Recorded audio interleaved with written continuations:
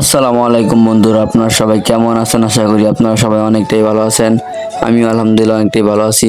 তো আজকে চিন্তা ভাবনা করছিলাম যে আম পাইরা আম্মাইকে খামো, তো ওই পরিকল্পনা হয় নাই কারণ গাছে আম এবার অনেকটাই কম হয়েছে। যেহেতু চিন্তা ভাবনা করছি তো লবণ মরিচটা মাখাই হলো আমি দুইটা আম পাইরা খামো।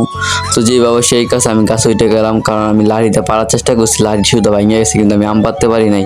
তো লাভ দিয়ে তাড়াতাড়ি গাছে উঠে গেলাম আর ভালো ভালো বড় বড় চাই দুইটা আম পাড়ার চেষ্টা করলাম। একটা আম অলরেডি পেয়ে গেছি, আর একটা আম দেখছি আমি দূরে, এই যে একটা আম দূরে রইলাম। দুইটা আমি পাড়া শেষ, তো আমি নেমে দেবো এখন।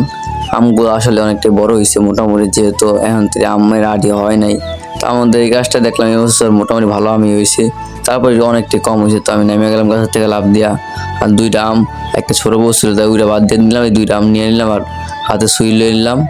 আর মুন্নারে বললাম যে মুন্না ঘর থেকে লবণ মরিচ নিয়ে আয়, আমি যাইতেছি। তো যাওয়ার সময় দেখলাম আমাদের পেঁপে গাছটা কয়টা পেঁপে হয়েছে।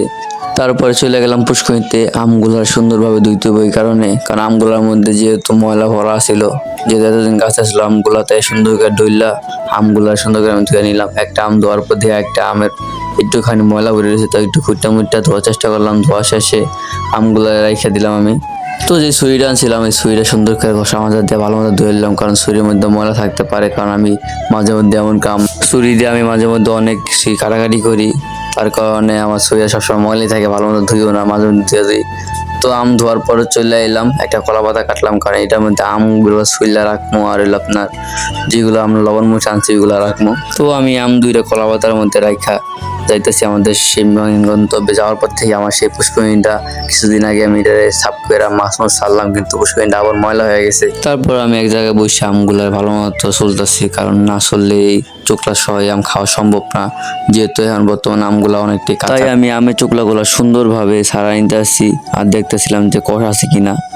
কষ যদি থাকে তো গলায় যদি একটা কষ যাইতে পারে তো অবস্থা খারাপ করে লেগো। তো একটা আম চলে গেছে, একটা আম ধরছি।